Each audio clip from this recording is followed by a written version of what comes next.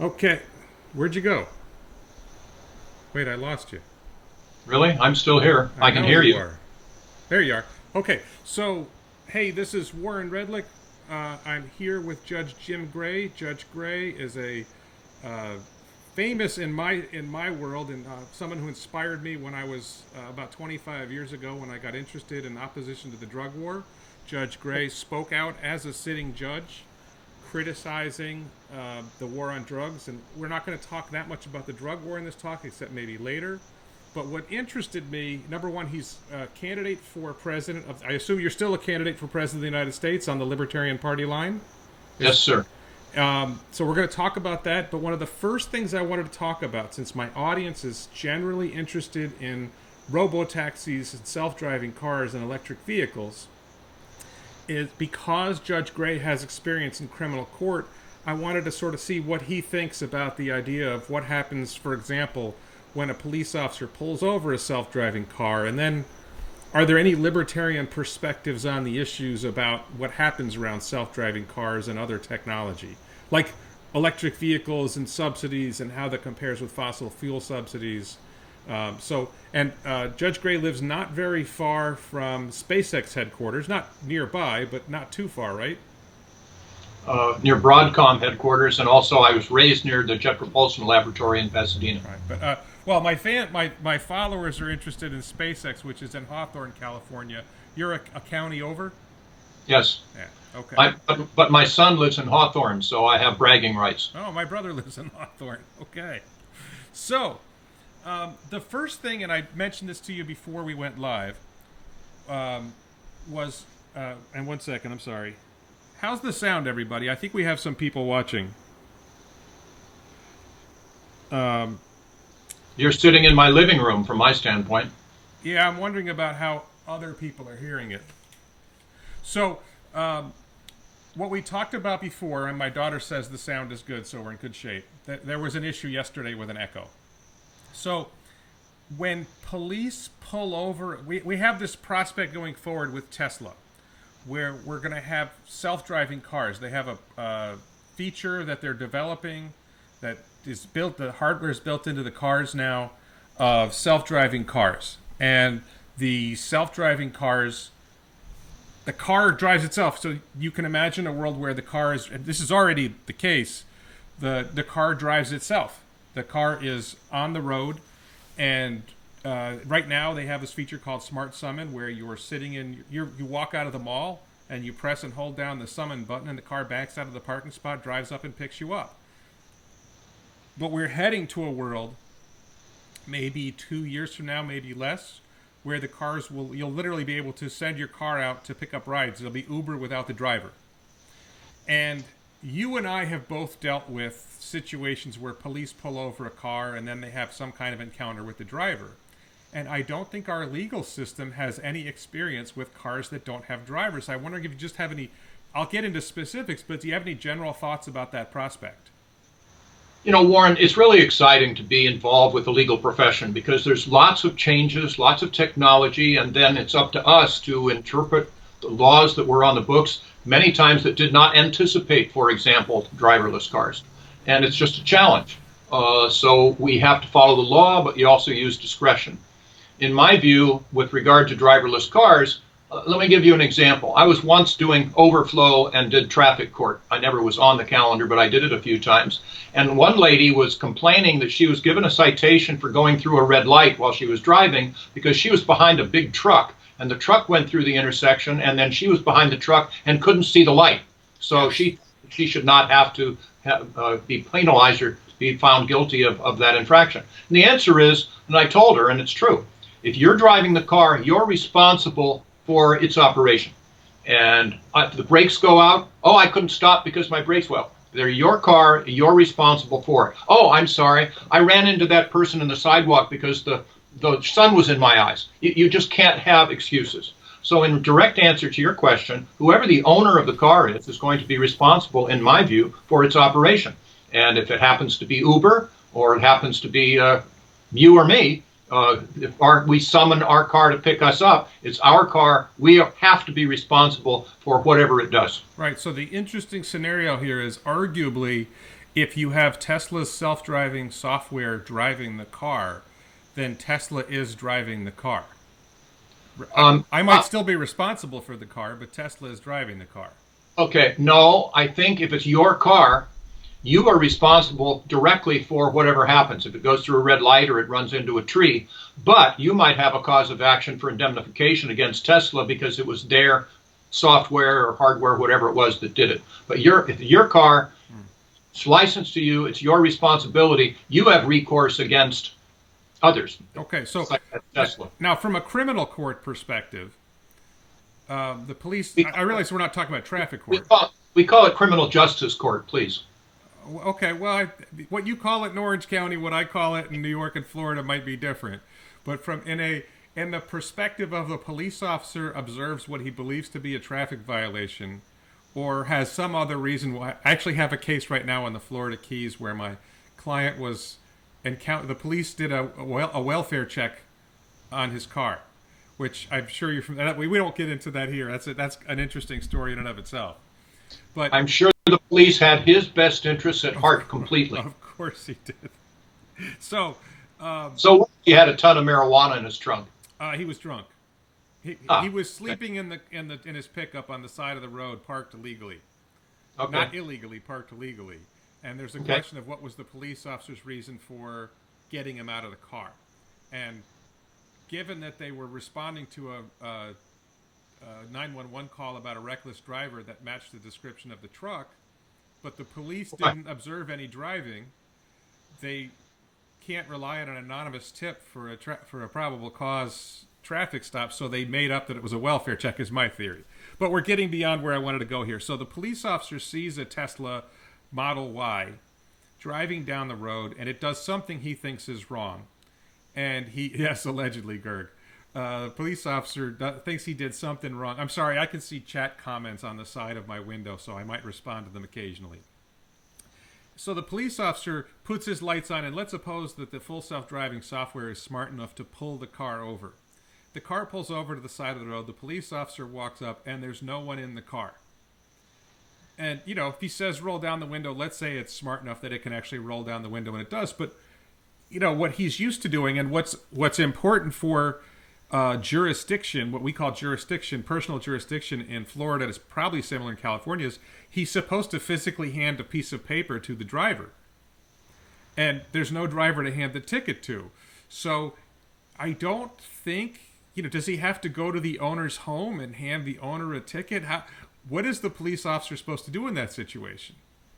I expect, this is obviously a new situation, I expect that there will eventually be laws and regulations that you can send an email to the owner of this car, you can figure out through your records who the owner is, and the owner would have responsibility, and you probably serve a summons or something by email message. That's what I would anticipate happen. I was thinking that, let's suppose Tesla isn't the only company, but for now let's say it's Tesla.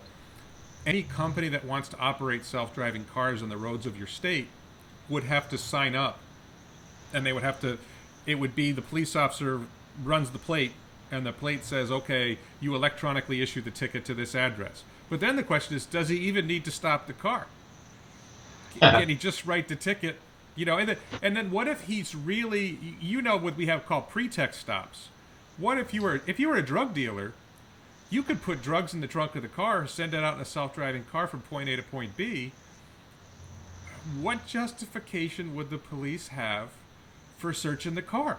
They can't claim they saw something in plain view if there's not that, I'm assuming you and I both know some criminals aren't that bright, maybe most. But if a crafty criminal decided, I'm going to put the drugs in the trunk, I'm going to leave the car completely empty, the car is going to drive from point A to point B, one of my theories on this is going to make it very difficult for, and for people who didn't catch the beginning of this or don't know, I'm opposed to the war on drugs. I think drugs should be legal. That's a long conversation. I know Judge Gray has spoken out about it, against it in some ways in the past. So I would be happy if there was no drug war anymore. But I would put it another way. I handle cases in Palm Beach County, Florida. And there are 15,000 traffic tickets a year in Palm Beach. 15,000 traffic tickets a month in the Palm Beach County courts. a third of our court cases, our criminal court cases, are driving under suspension. A large chunk of our cases are other violations like driving without a license or driving without insurance and so on. And in a world where I think we're heading to a world where most or all cars on the road will be self-driving cars that will be licensed through the company rather than through the individual. And this would devastate the defense bar and the prosecution in terms of jobs.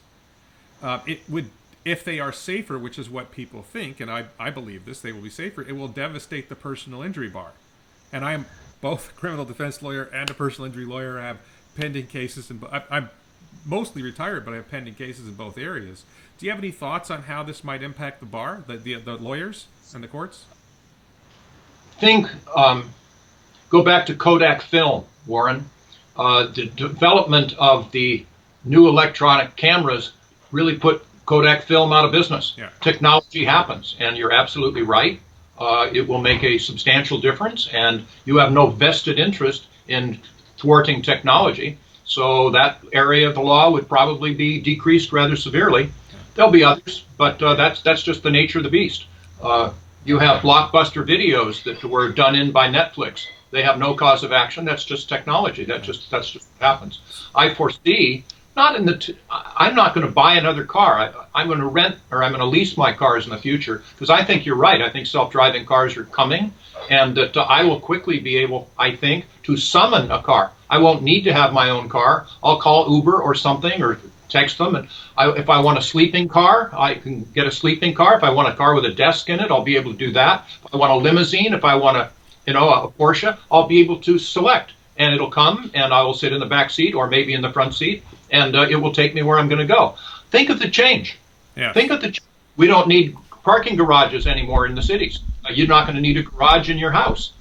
It will make a substantial difference. It's going to come anyway, so we might as well adjust to it and you take advantage of its benefits. And there are always some losers when technology changes too. Do you see? I foresee resistance. The personal injury bar in particular is very active politically, and they will not be happy about losing.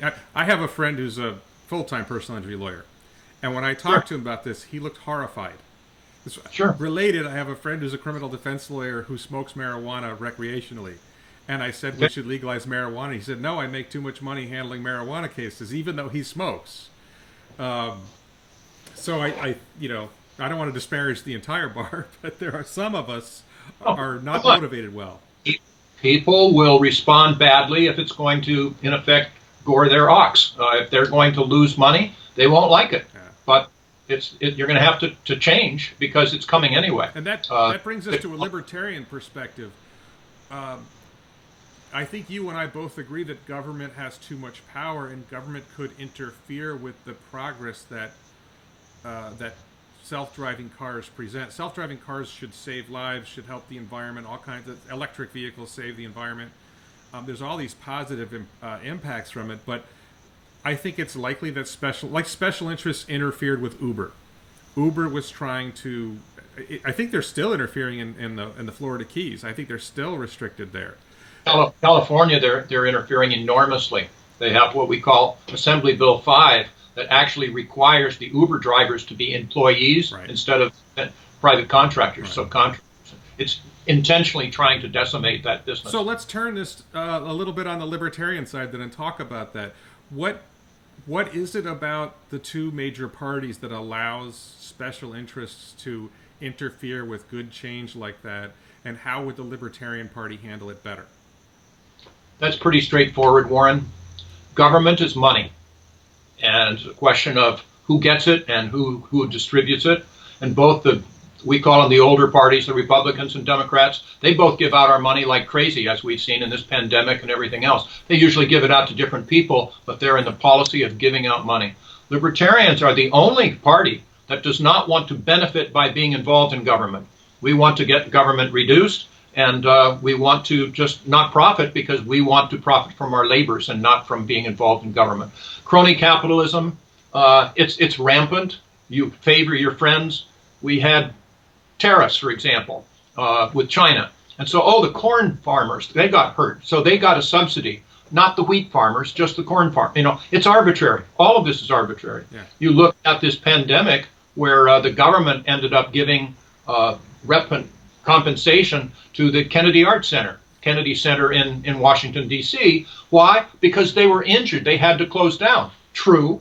What about all the other theaters in the country? They didn't get anything. Right. It's arbitrary. So we don't bail out banks. We don't bail out industries. You will be responsible for what you do. And government will be much less intrusive, much less expensive, and much less dominant. So one of my, I'm fully on the libertarian train, by the way. So just to be clear, but a sort of a devil's advocate thought that I have is knowing some of the people I've seen in the Libertarian Party, much like I'm critical of lawyers sometimes.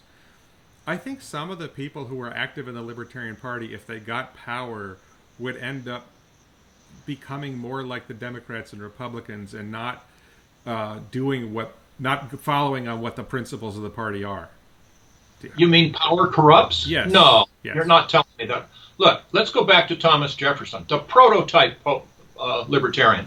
He said we're going to need to have a bloody revolution every generation to keep the vested interests at bay. Right. Now, fortunately, the Constitution makes the revolution not have to be bloody, but how long has it been? Probably since the 1860s when the Republicans took over from the Whigs. Look at the vested interests today. Oh, yeah. The Republicans are vested interests, or the Democrats, or the lobbyists, or all the rest of this stuff. Let me try something on you for a minute. When we first had the Constitution, we had a House of Representatives, and each member of the House of Representatives represented somewhere between 30 and 40,000 people. Let's go back to that.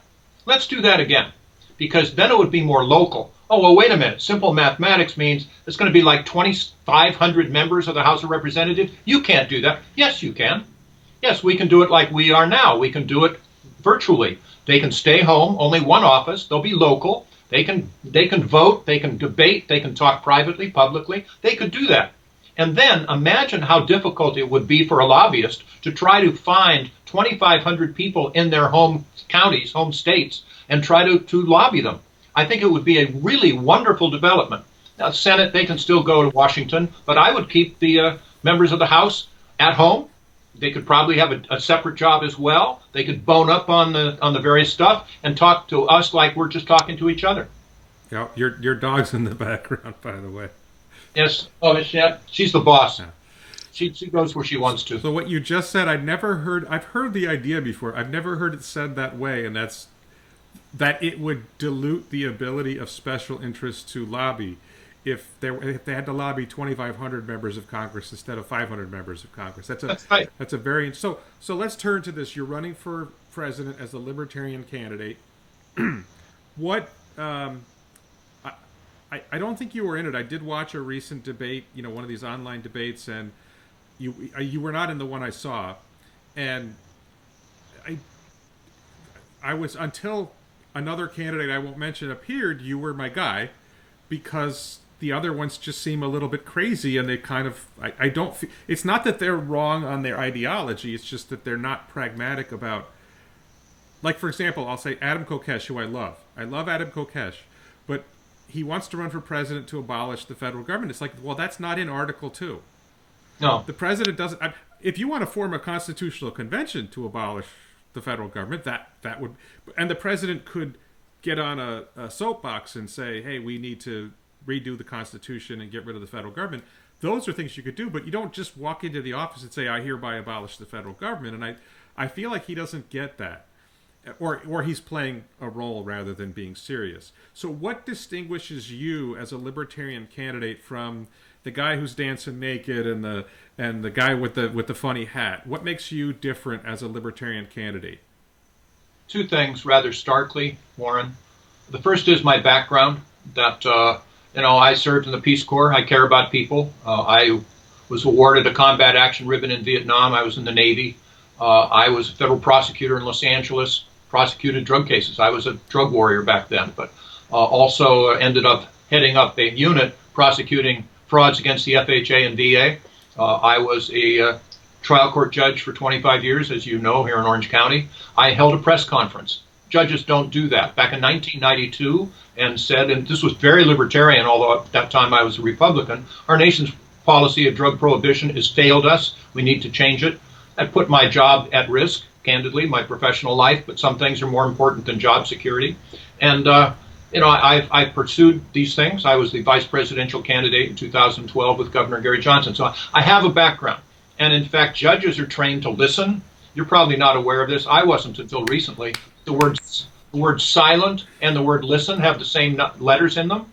And we listen to people. And then we contemplate, we conclude, we make a decision, we explain it, and that's what I do. So you learn to listen to intelligent people, and you learn to hear people that are not quite so intelligent, and you sift through it. Because nobody can be president. We need to have experienced people at different areas of government, and the president needs to listen to. So that's one thing. My background, nobody has my background. If I can just interrupt you for a second, one thing about judges, that I've had 50 jury trials as a trial lawyer, and one of the things I've noticed is, to me, the job of a judge is to resolve disputes, not to create them. And there are judges who, unfortunately, I've been in court where the other trial lawyer and I are looking at each other like, well, what do we do now? The judge is creating problems we didn't want. But anyway, sorry, go ahead. You were going to go on. This is just between us, isn't it? Some judges are better than others. You won't tell anyone. I believe that's true. At any rate, now my dog is by my side, so I'm doing okay. Good. So then the second thing is, yes, I am a pragmatist. I'm an incrementalist. And some people running for office said, oh, I'm going to abolish the Pentagon. Well, okay, first of all, you'll scare people. It's not practical. You won't get anywhere. 10 years from now, you'll be in the same position you're in now. I say, okay, now wait a minute. We have like 400 military reservations in other countries around the world. Let's conduct an audit. Times have changed since the end of World War II. Maybe we don't need them anymore. We now have nuclear carriers they didn't have before. Maybe we could close down them. Let's audit them and see. Now, if they're necessary for our security, fine. Let's even reinforce them if we need to. But I'll bet you, Warren, that we could go through a quick audit, talking to the military and practicality. We could close half of them, figure that out within a month. It's going to be so transparent. So that's moving the ball forward. No, I'm not going to bring all of our troops home. Someone once said, it was attributed to Jefferson, but I think it's not true, that any people that beat their swords into plowshares soon will be plowing for somebody else. And if we disband our military, like some of our candidates have said, we'd be stupid that we would be plowing for someone else. We're not going to do that. We say, as you know, don't tread on me, don't tread on anybody. I promise you. But if you tread on the United States, you will soon wish you had not. We will have a strong military. I was in the military. I understand that that's important, and we will. But we're not going to send our troops into these foreign wars, battle areas, unless we get a declaration of war. Critically important. Critically important, because if you make Congress do that, Congress has abrogated that responsibility now for decades, since the Second World War. But if you make them do it, if you make them take responsibility, then we're going to all of a sudden see, oh, let's see, who's the enemy here? Where are they? How strong are they? What is our goal? What was the security threat? What is the threat to our national interests? So you'll define it. You'll know when you reach your goal so you can get out. Warren, let me ask you or anyone watching or listening right this minute. We have troops right now fighting in battle zones in Afghanistan. What's the goal? Nobody knows. But we didn't have a declaration of war, so it just goes on forever. Libertarians, totally different. We will command that there be a declaration of war, and we will adhere to it. And by the way, if I can continue one more thought, Vietnam. And I grew up in the Vietnam era, and I was in Vietnam. And in fact, I adopted a son from Vietnam. He's now 47 years old. But had we had a declaration of war, had we gone through this with Vietnam, the country would not have turned against it. The country felt betrayed. There was all this stuff going on. They lied to us, they felt, and so our country betrayed us. I actually led a peace march from USC, University of Southern California, at the end of my second year of law school, to the steps of City Hall, where in Los Angeles, where we mailed 20,000 letters to President Nixon, May of 1970, demanding that he take our troops out of Cambodia. It was illegal. Yeah. I mean, within 2 months, I was in Vietnam on the rivers, but that I cover the bases. I've been around. I do what I think is right. I was a lifelong Republican until the passage of the so-called Patriot Act after 9/11. And I could no longer be a part of any group that would condone, much less assist, this direct frontal attack on our civil liberties. And I still remember it took me all of 13 seconds to decide I really am a libertarian, and I will be for life. So let me ask you this. I do want to talk to you about military in foreign countries soon, but if you were to pick like the first thing you would do if you got elected? The first thing you would do when you walked into office, January 20th, whatever your inauguration, what's the first step you would take to try to make things better in the United States? First of all, I would thank the voters. I would say that I take my job obligation seriously. We will do everything we can to be transparent. And when I tell you something, I won't tell you everything because we do need some secrets. But when I tell you something, it will be the truth. Otherwise, then I would try to institute a line item veto for the president. I believe that, again, the deficit is the biggest security threat to our country. And we have any of these must pass legislations, where you're going to, I don't know, something just has to pass. And then all these politicians throw these riders into it where they get extra billions of dollars for their friends. The president should be able to strike those out. Otherwise, if I don't get that, I will have to start vetoing lots of legislation that I really believe in, but you've got to pare out this unnecessary spending. Do you think that requires a constitutional amendment, or is that something that the Congress can do? That would be statutory. Yes, that could be statutory. But I would also put in what I lovingly call sunset provisions. For example, every federal agency, every federal regulation will expire within 5 years, something like that, unless it is resuscitated, unless it is voted back in again. So then each department, each agency of the federal government would be required under the law to come to Congress on its own every 5 years and say, okay, Congress, this is what we have done for the last 5 years. This is what our goals were. These are our accomplishments. This is how much money we've spent. Now, these are our goals for the next 5 years. We hope to do this. We hope to do that. This is what we want to spend. And Congress could very quickly, this should be on C-SPAN, by the way. Everybody should see it. And then Congress can say, well, no, you don't really, this is inflated. You don't need to do this. Let's pare that back. This is duplicated with some other group. This is counterproductive, and turn it back. Warren, big government is really, really good and effective at one thing, and that is increasing the size, the cost, and the power of big government. We have seen that for generations. Let me start with one. This should not be controversial. I would do away with the Bureau of Indian Affairs. By the way, the Indians call it bossing Indians around, but the common statement there is anyone that feels they can thrive by relying on the government should talk to the American Indian. It's pretty much all you have to say. So we should get, by the way, you know this, that the Irish, when they came over to our country, there was the stereotype, oh, they're all a bunch of drunks and that sort of stuff. We should have had a Bureau of Irish Affairs, don't you think? Yes. Well, no, of course not. The Irish have done very well, thank you very much. But we keep the Native Americans down because, oh, poor baby, you can't educate your children. You can't take care of yourself. Mommy government will do it. The answer is no. The answer is no. And there are numbers of other agencies that we would look at the same way. So let me turn you back to foreign policy and having the military in other countries. Okay. I am one of those people who believes the president could walk into office on day one and say, I'm ordering all the troops home. And I would. If I joke that I would run for the president as a libertarian, but the joke only goes so far because I don't want to divorce or get killed by my wife, so it's not happening. But that's important too. But I do believe that the president has the power to give that order, and I do believe it's the right thing to do. I believe that you're the suddenly famous opponent who's seeking the Libertarian nomination said, you can mention his name, Justin Amash. He said that he would give Congress 90 days to declare war, and if they didn't issue a declaration of war, he would bring the troops home. My attitude is I don't even need congressional action. I believe it is counter to the interests of the American people for the United States to have a single soldier on foreign soil.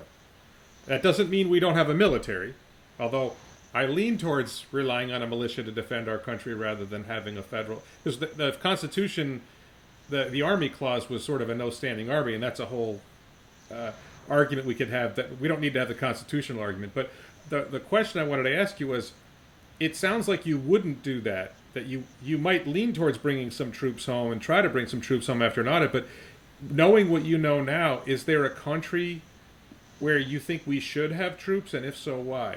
What country do you think we should have troops in?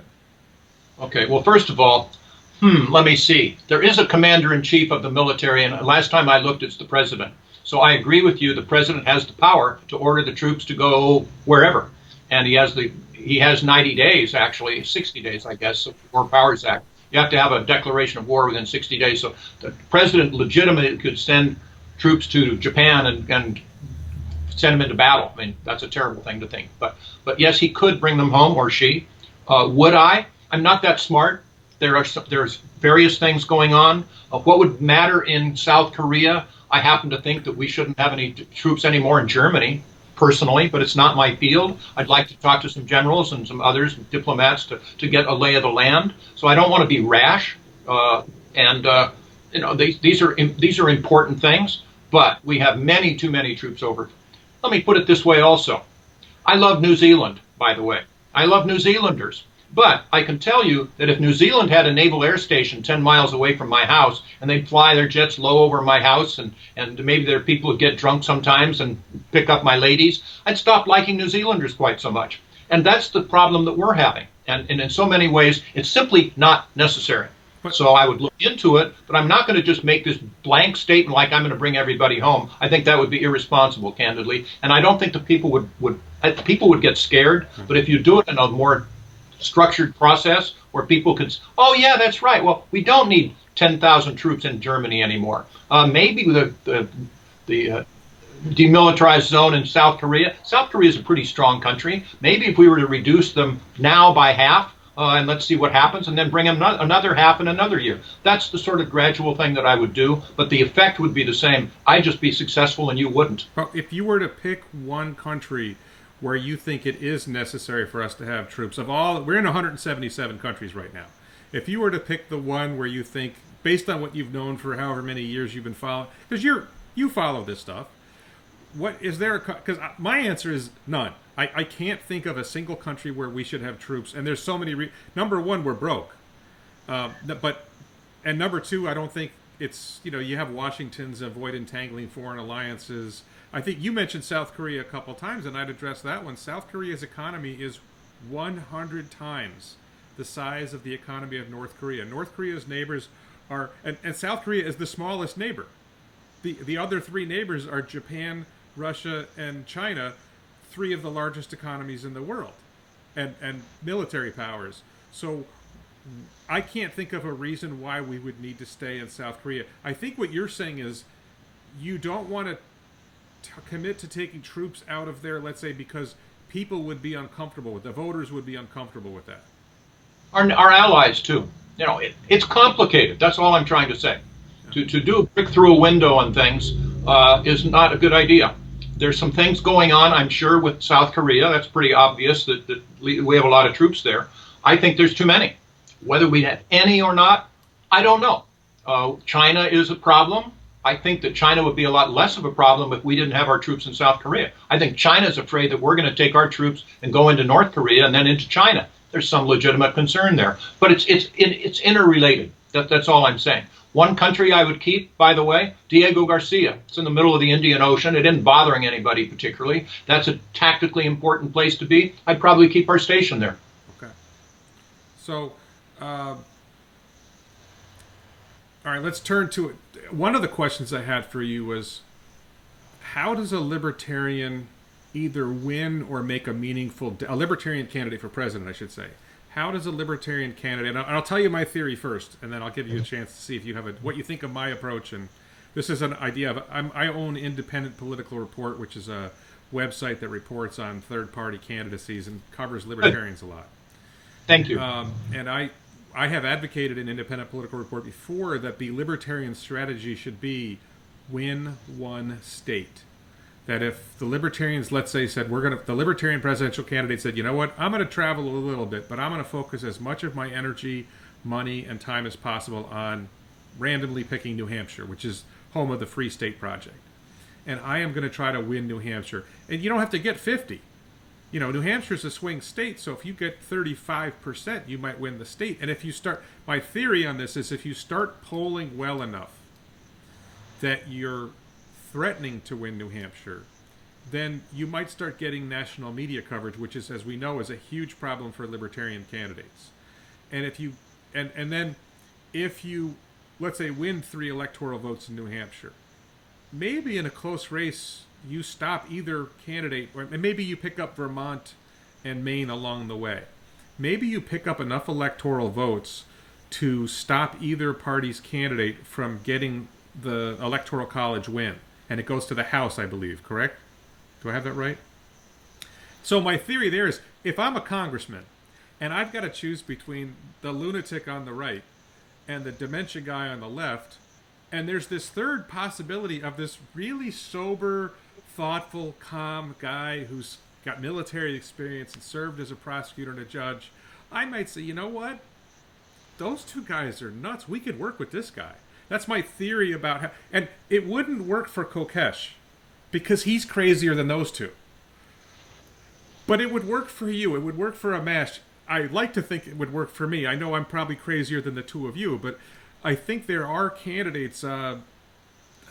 there might be one or the other not, it wouldn't work for Vermin Supreme, but for the sober, sensible, it would work for a Gary Johnson type candidate.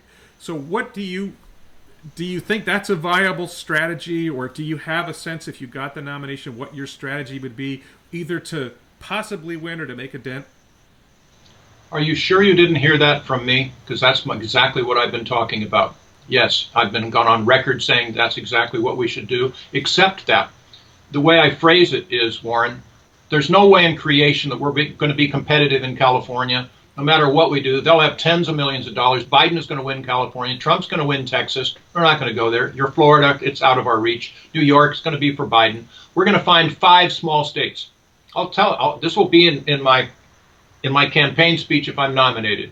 We will find 5 small states, independent states, who will then, we will go to. Larry Sharp is my running mate out of New York. He and I have committed. We're going to spend a great deal of time in those 5 small states. We're going to get local media coverage, because I'm good at, we're doing that if we go into the states. We'll put all of our resources in those states. We'll buy media coverage, and we'll go and look at the voters. We'll go to their Rotary Club meetings. We'll go to their town hall meetings once they're open. We'll go to grocery stores. Look them in the eye and say, your vote will make history. That if we win just 3 small states, it could very well be that the Trumps and the Bidens will not get enough electoral college votes to get a majority. It will go to the House of Representatives, and I assure you that no member of Congress as a Republican will vote for Biden ever, and no Democrat will ever vote for Trump, but they're restricted by the Constitution to the top 3 candidates, and I will be the 3rd candidate. We'll win the election. That's exactly what's going to happen. Is it the top 3 candidates? Is that how it works? Yes, I believe so. They have to stay within the election. Only the people who are on the ballot are be eligible to be anointed. And it's happened before. Yeah. It's been a while, but it could happen again. And there, again, I tell, if we were in 40%, 38% of the vote in, and I'm not sure where, New Hampshire is a logical choice, North Dakota, South Dakota, Alaska, Wyoming maybe, even Utah is Republican, but they don't like Trump very much. So we'll have to figure this out, and then we will spread, and then it will spread. Yeah. You know, Warren, you know people that live in North Dakota or South Dakota. Talk to your friends there. Right. And then Montana will look at this. Wow, it's really catching on in North Dakota. Hey, not a bad idea. It could really dovetail. I was going to say that you mentioned Larry Sharp, and for those who don't know, I was the Libertarian candidate for governor of New York in 2010. Larry was the candidate in 2018. Yes. Before Larry, I had the record for the most votes, and Larry doubled, I think, my vote total. And what you described, going, hitting local groups and meeting a lot of people, that is what he did. I did not do. I did better by advertising. With what money we had, I did targeted advertising, and that worked. We could see by where we ran radio ads, our vote totals were higher. What Larry did was he went to the small counties that are typically ignored by the major parties. Sure. And especially, the Republicans in New York don't even try. And he reached out and he made a big dent. I think he got 10% of the vote in some counties. Yeah. And, he didn't have money. He had money, but he didn't spend it on ads, which I think was the mistake he made, was you can't just do it by going and meeting people, because you can't meet enough people. And it brings legitimacy, too. If they see your name in writing and that sort of stuff, it brings legitimacy to it. We take out billboards, Well, that brings me to another issue, which is one of my beefs with the Libertarian Party. Just so you know, when I ran in 2010, I had a motto. It wasn't "I'm with her." It wasn't "Make America Great Again." It was "Stop wasting money." And I said that, and my radio. I had a TV ad, I had radio ads, and I focused on that theme whenever I had a chance to get an audience. The phrase "stop wasting money" came out repeatedly, and it was backed up by, for example, we were talking earlier about the Bureau of Indian Affairs. We still have Voice of America. Like, Yes. Voice of America was created to have a radio broadcast reach into the communist bloc. Yes. There's no longer a communist bloc, and people don't listen to radio anymore. But I believe we spend $100 million a year on Voice of America. And I had 13 agencies in the New York State government that I said I would eliminate. One of them was the Commission on Corrections, which the website described it as a 7-member deliberative body that meets monthly to discuss corrections issues. So 7 guys get together and talk. No, 3 guys. 3 guys get together and talk once a month. Yes, and they're paid $100,000 a year. Oh, and the budget was $7 million. Yeah, sure. And one person they paid was their press relations, who broadcast press releases on what good things they were doing. yeah. So let me stop you for a minute. sure. You want to get discouraged? Listeners, viewers want to get discouraged? Go Google the word "The Plum Book." Plum like the fruit. The Plum Book. It's a federal publication that lists all of the jobs, the positions in the government that are appointed by the president, half of which are confirmed by the Senate. It's 212 pages. It goes on and on and on, and most of the positions are paid somewhere around $168,000 to $198,000 a year. It's just outrageous. Yeah, actually, My government is so expensive. my campaign, I proposed capping government salaries at $100,000 a year and capping government pensions at $75,000 a year, excluding people whose pensions were already above that, because you can't violate ERISA. But and that provoked howls from people. That it was comical to me. Well, we won't be able to get good people, and I live in the real world, where if you offered a government job paying $100,000 a year with 5 weeks vacation and great benefits, the line would be around the street. We should not have public pensions any longer. Now, it's been promised, so we can't just say, sorry, fellow, you don't have them. But we can start now. They should have 401ks just like everybody else in the world. Pay as you go. That is a disaster. But so, getting to the question I was thinking of, which I'm sorry I took myself off on a tangent, but if you had a slogan, if you had a because Gary Johnson's was sort of like fiscally conservative and socially tolerant, and I think that's too many words, and I don't think it resonates. Do you have a sense of because I think "stop wasting money" resonated. I could see that resonated. Do you have a sense of a phrase that you see yourself? It shouldn't be that's how campaigns work, but it is how campaigns work. It is how effective campaigns work. So do you have a sense in your own mind, if you were to pick a 3-word phrase that you would use, or a 4-word phrase, or what's your phrase? 2 words: America United. Okay. And you think that resonates? We're so polarized today. I covered the background. I was in the Peace Corps. I care about people. If you have a child whose school is failing him, her, we need school choice. Libertarians are the only ones that speak for you. If you're concerned about your children, your grandchildren, and their financial situation, we're the only ones that speak. We will unite people together. I'll put in a coalition government, Warren. Yes, Libertarians, Independents, but also Republicans and Democrats, as long as they agree with our philosophy of financial responsibility, live and let live, don't tread on anybody, that sort of thing. And so if we're having political problems with Republicans, some of their cabinet will be Republican. Go talk to your cohorts. Let's get on board here. Let's talk about merit. America United, I think people are just anxious to get away from this tribalism, this polarization. Let me ask you, in your lifetime, did you ever think that you would see the President of the United States about to give the State of the Union address decline to shake the hand of the Speaker of the House of Representatives? Ever? Or the Speaker of the House, after his speech, tearing up his speech in full view of the public? I mean, that's just unacceptable behavior. Unacceptable. So we will do that. We will bring people together. I hear you, but at the same time, I don't know that resonates. And I'll say it this way. I ran for Congress as a Republican a couple times, and I would speak to audience. And that's where I honed the "stop wasting money" message. And Good. It's a little bit like being a stand-up comedian.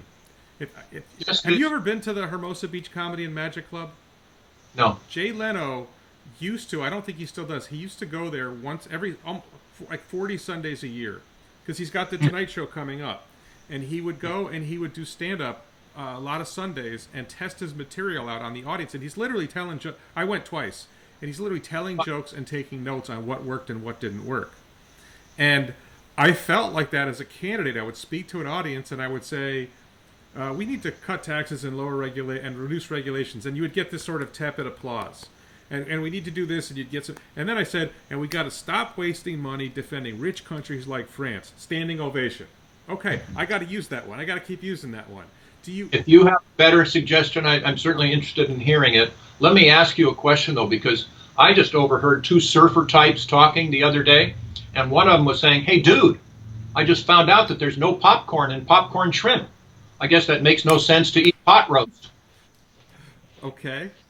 Pot roast. I got it. So, but do you feel like when you speak to audiences that you are noticing what works? There's a danger in this, by the way. The danger in this is if you start saying the stuff that works and start looking for other stuff that works, you start losing what you stand for. You're right on all of those comments. There's got to be substance, but people's attention span is slight. And if Gary Johnson, when I ran with him, we had the slogan of live free.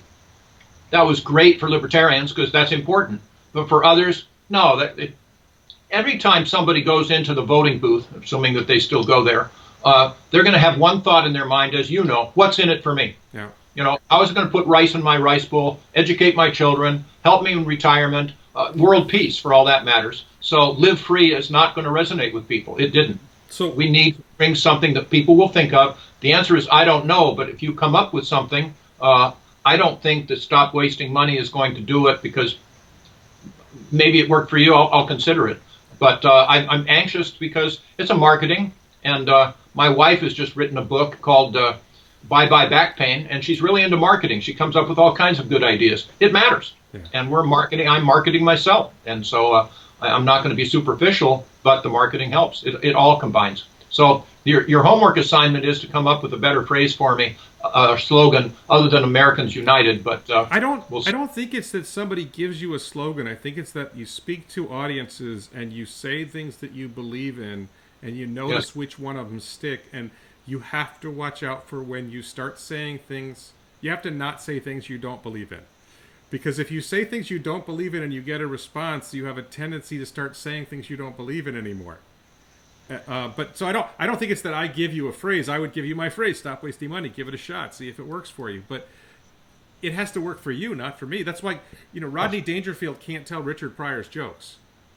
Yeah, it doesn't. It has to be what works for you. So I guess I wanted to talk to you about the thing that's on everyone's mind today. Yes. Did you hear about Rodney Dangerfield? He was on the Johnny Carson show and one time said, Johnny, I have such bad luck that if I were to buy a cemetery, people would stop dying. That's right. Yeah. That's Rodney Dangerfield. Yes, it is. And Richard Pryor couldn't tell that joke. Could not. So, and I just proved that I couldn't tell it either. No, it worked for me. So if we're in the middle of a supposed crisis, I don't think we're in the middle of I think we're creating a crisis, but that we have this virus. And you're in a state that is probably more aggressive at keeping people home. I'm in Florida, which we sort of have a shutdown. It's not very vigorous. And sure, the Miami police beat up a few black kids over it. But, I'm sorry, I saw a video. Sorry. But by and large, I think you're in one of the most restrictive states. What's your take on what's going on with this virus and how government is handling it? Well, it's clearly a serious issue. It's there, and the rest. Having said that, we have seen politicians respond politically. And what did they do? They responded to protect themselves politically. So we have so many mayors, so many governors saying, I'm going to do everything I can, everything in my power to keep you healthy. So I'm going to take away hundreds of thousands of businesses, and I'm going to have tens of millions of people lose their jobs. But I have your health as my concern. So if I do that and you don't get sick, I'm a success. Look, it worked. I'm a hero. Yeah. And if I do that and you do get sick, you can't blame me because I did everything I could. Oh, it's the other people's fault because they didn't do what I said. It's whatever, I've got political cover. Yeah. But it takes political courage to say, wait a minute, part of this balance is jobs. You know, as a part of this, this is an enormous damage that we are inflicting upon ourselves. We could throw ourselves into a recession. And by the way, when it comes down to it, think of it this way. I just went to a bank a little while ago, and outside the bank, they had a sign. No one allowed in this bank unless you're wearing a mask. Good. And keep your social distancing. Good. And we'll put a screen between you and the teller. Fine. Some banks advertise, hey, we have a new air filtration system in our bank, and every hour it takes all of the air and filters it all and gets 99.7%. And then I get, as a customer, to make a decision. So I can decide, if I am 80 years old with pneumonia, I'm not going there. But if I'm modestly healthy and I weigh the outcome, so they can stay open. Yes, things are slower. Yes, we're going to only allow 10 customers in the store. It's whatever they do. And then I make the decision. So, as opposed to, we have a mattress company here in Orange County, where I live in California. And the manager was complaining, rightfully so, because he said, we were closed down. We're not an, quote, essential business. But people can go to Costco, they can go to box stores, and they can buy hardware, they can buy clothing, they can buy my mattresses. So the government has closed me down and they're assisting my competitor. And he's right. It's more dangerous, by the way, to go to a box store from my standpoint than it would be to go to a small mattress store where they have the filtration system. So you allow individuals to do it. Governments do not centrally plan. They can't. They don't. When they try, it results in famine and millions of people starve. Ask China. You know, so governments are not good at this. They're not effective at it, but it's political. And the only thing that matters with these people is protecting myself politically, instead of having the courage to say, look, this is honest information. Distance yourself. Originally, of course, the mask wouldn't help the wearer, it just helped, you know, there was false information. And the government failed us, Warren, failed us because one of their tasks should be to plan for emergencies. And they don't know what, they don't know when or where. It could be an earthquake, it could be a hurricane, it could be a pandemic. But if it happens and you haven't planned, it's too late. So they didn't plan. So then they overreacted by acting politically, and they thwarted the private sector from being able to find out how to test for this stuff and to start making more masks and making more ventilators. You don't have a license. You can't make ventilators. Finally, they got out of the way and they fast-tracked it, which only underscores we shouldn't have needed to fast-track. They shouldn't have done it in the first place. Government has been the problem. I agree with that. So I'm going to connect a couple of dots in a second, and I want to start by asking you what you think of the Federal Reserve. That's a popular topic among some libertarians. What's your perspective on the Fed? Well, Richard Nixon made several big mistakes when he was president. One was to take us off the gold standard.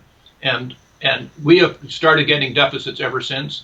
The Fed is it's not a public group, it's not a private group. It has much too much power. They throw money around like crazy, and I think that they should be strongly curtailed. Okay, so connecting the Fed to the virus, what I see in government's response is they're handing out a lot of cash, which the Fed is printing. At the same time, they're restricting the supply of goods and services by keeping businesses closed. Most famously for my audience, Tesla has a factory in Fremont, and they're not allowed to operate it because of Governor Newsom and also Alameda County restricting businesses from operating. So, but you're flooding people with cash while you're restricting the supply of goods and services.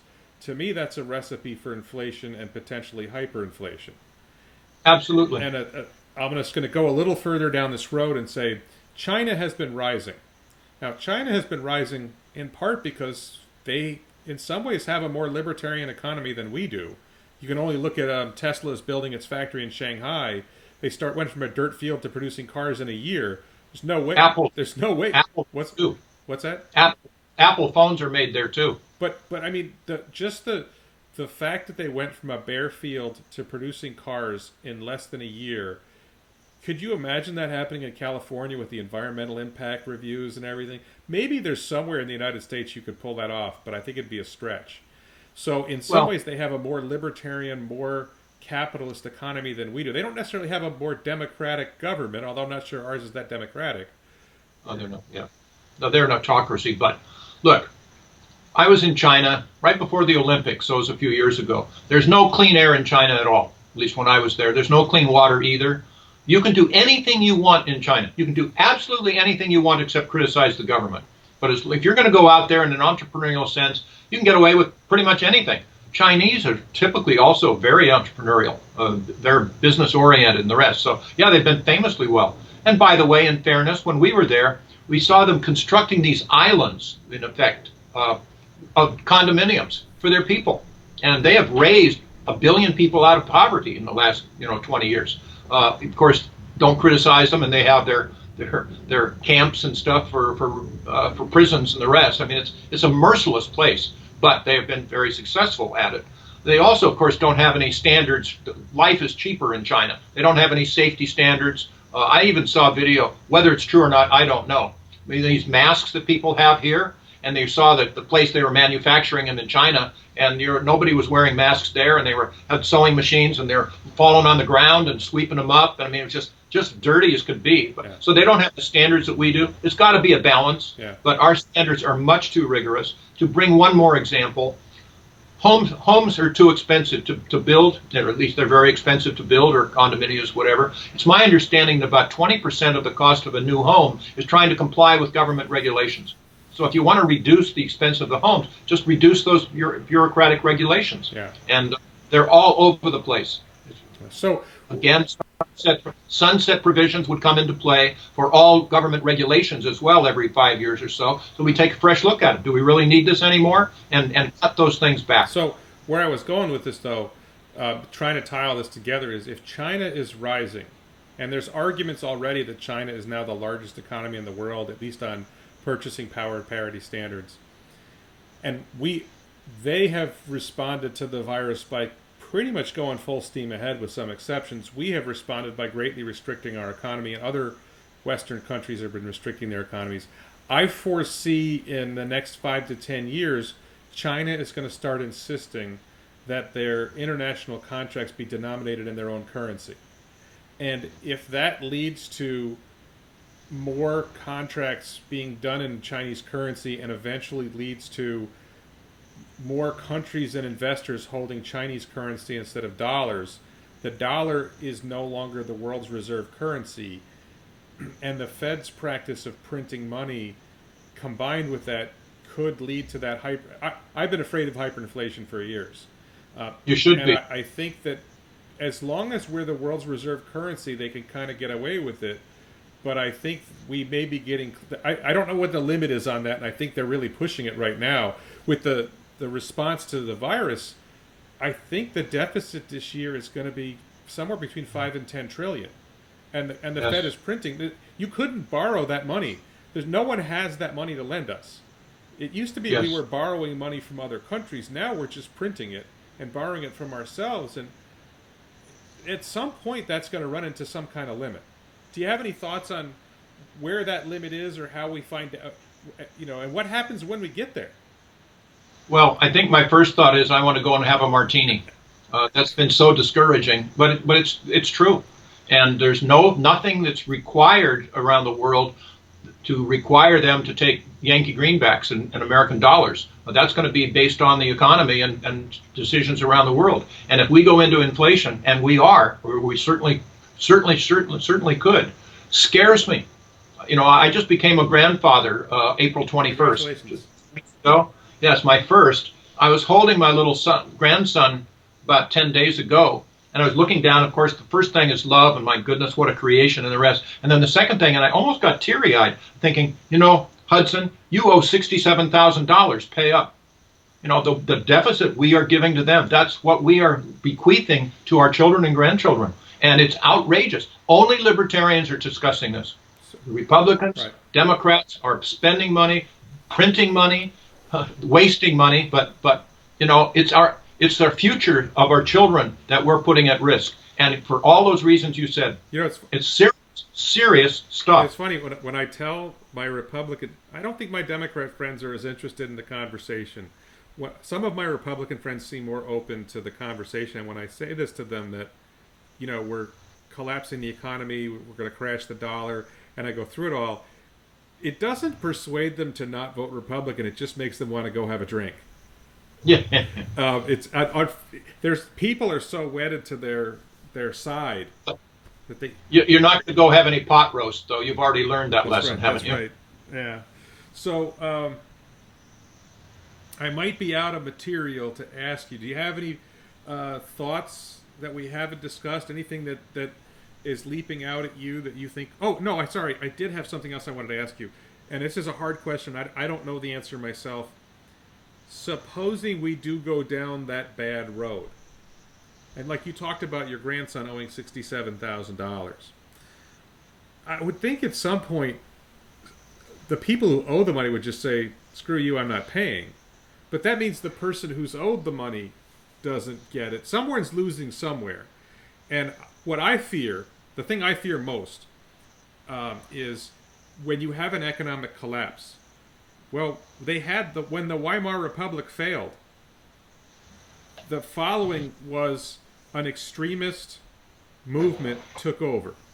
When the Russian economy failed, an extremist movement, arguably of a different ideology, I would say it's the same ideology, but extremist movement took over. The Russian Revolution, the Nazis, the French Revolution really followed an economic collapse. I don't even know if there was an ideology behind the French Revolution. There was a three-word phrase, but I don't know that the movement that followed, other than chopping people's heads off, had an ideology. But that's, I think, the thing I fear the most is, where do you see it heading if we have a collapse? Is it unpredictable? Is there a path you see that we're most likely to follow? It is, we are heading in that direction. I told you, maybe, I guess I didn't. I belong to the World Affairs Council of Orange County. We bring in speakers talking about international relations and affairs. There was a John Negroponte, who'd been an ambassador 3 times, highly placed in the State Department, very bright man, articulate. So after his presentation, the first question was, Mr. Ambassador, what is the biggest security threat to the United States of America today? And without batting an eye, he said, it's the deficit. So we've got to spread this alarm. It is deeply serious. And once it gets to a certain level, and we have more people out of work right now than we did during the Depression. It's serious stuff.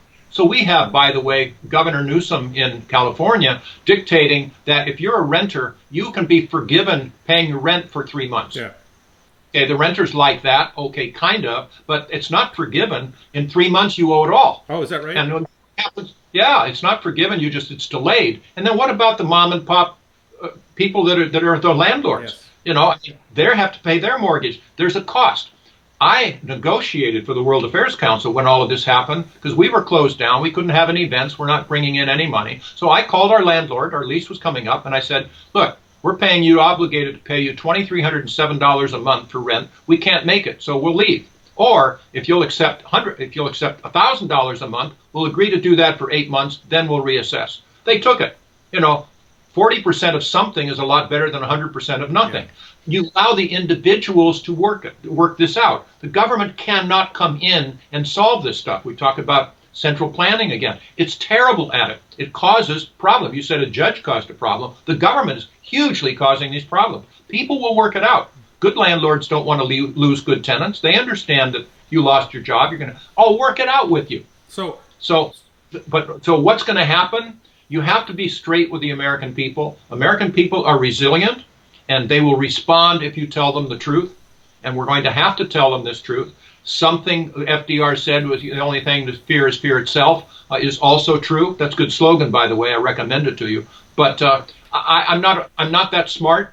I would get good people, good economists, Milton Friedman trained, that would give us advice. And I don't know. Well, but it's a serious problem. What I'm getting at is, I'm worried it may be too late to save it. That we may be already heading into Venezuela territory, and that when we have an economic collapse, bad movements will arise and become more powerful. And the question I've wondered for a long time, not just in this period, was, okay, when the collapse happens, how do libertarians take advantage of that moment? Because if you think about it, 1776, really it was a libertarian, arguably at least, it was a libertarian movement that took over. How do libertarians, we know there's going to be a right-wing fascist movement. We know there already are there already is a left-wing socialist movement. How could libertarian, in the midst of a collapse, it may not be a democratic process. How can libertarians rise above and at least win the hearts and minds of enough people to stop the advance of extremism? Because we're the moderates. That's the funniest thing. People think we're extremists. We're the moderates. How do we win? How do we win people's hearts and minds and that process? And what can we do to stop the extremists from taking over? If I were to say that I know the answer, but I'm not telling, would you accept it? Sure. Probably. I don't know. I don't know. I'd get people that are smart together. We would have to spread words out as to what the actual problem is. Yeah. Be careful, looting in the streets isn't going to help anybody. But these are serious problems for ourselves and our children. Americans are resilient. We're going to tell you the truth. We're going to work out this stuff together. But it's deadly serious. I heard a theory that we need to spend more time in pubs, because that's where the American Revolution came from. Was they were in pubs, and we need to. Chauncey's Tavern. Mind your P's and Q's too. You know where that came from, don't you? No. Mind your P's and Q's started in England. It's in a bar. Mind your pints and quarts. They would serve beer in pints and quarts. Mind your P's and Q's. Okay. See, now you've learned something, so now we can move on. Thank you very much. I don't. Do you have anything else that you'd want to close with? I have written a musical. It's called Convention: The Birth of America, and it's about the Constitutional Convention. So I've researched the founders. I don't call them founding fathers because they're mothers as well, Abigail Adams and others. But I learned, of course, that the 55 delegates bickered and complained. There's you see my wife behind me, so we're getting close to dinner. But they bickered with each other, they complained, they debated, they even fought. But the thing, Warren, that all 55 delegates shared in common was they all believed that the most important function of government was protecting our liberties and our freedoms from the encroachment of government. The most important thing was protecting our freedoms from the encroachment of government. The second most important was keeping us safe.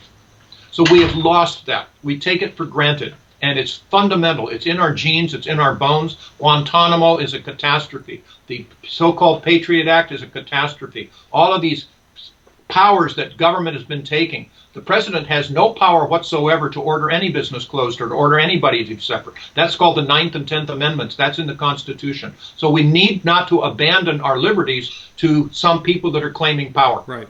We need to be individuals and take responsibility for our own actions. That's what libertarians are. But libertarians are caring people as well. We need to work together to set up institutional responses for it so that people have an incentive to progress, incentive to get better. My daughter has some mental problems. She's bipolar. She'll never really be able to hold a job, but I was able to find a job for her. But she found out that if she were to work 10 hours a week, she would lose more in her benefits than she would gain by working. And that is throughout government. The incentives are wrong. The incentives are to go out and have more children so you can get more welfare. I mean, all of this stuff, we need to put the incentives where they should be so that people have an incentive to earn the extra dollar, to progress, to be better themselves. Yes. Go back to the Native Americans again with the Bureau of Indian Affairs. It's a movement. I do it incrementally. I believe in it. I believe that I am the best qualified candidate in the Libertarian Party, or in any party, by the way. I have written more about issues than any other presidential candidate in history, including James Madison, because for 3 years I wrote a weekly column in a local paper. Now I just wrote today the 261st blog every week, so that's like 5 years. It's called 2 Paragraphs for Liberty.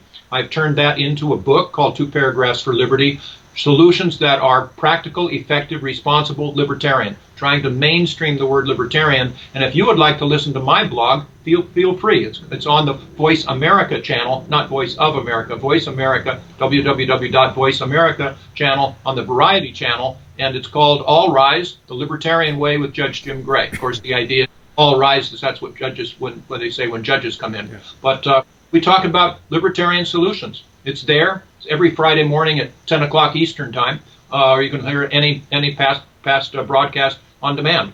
So you do what you can, and then you have a nice dinner. You don't let it bother your life, But we've got to get this word out for our people, for our children, and for our grandchildren. And the Libertarians are the only mainstream party. The Libertarians are the only game in town to curtail these problems. Okay. I believe. All right. Nice to be with you. Thank you very much. I'm going to turn off the YouTube and we can just talk for another minute if that's okay with you. Certainly. Okay, so then we'll goodbye to our audience. Thank you all for watching and listening, and please tell your friends to share the link to this stream when this video when it becomes live on YouTube again, when it becomes public. Espero que todos vayan bien. All right, thank you.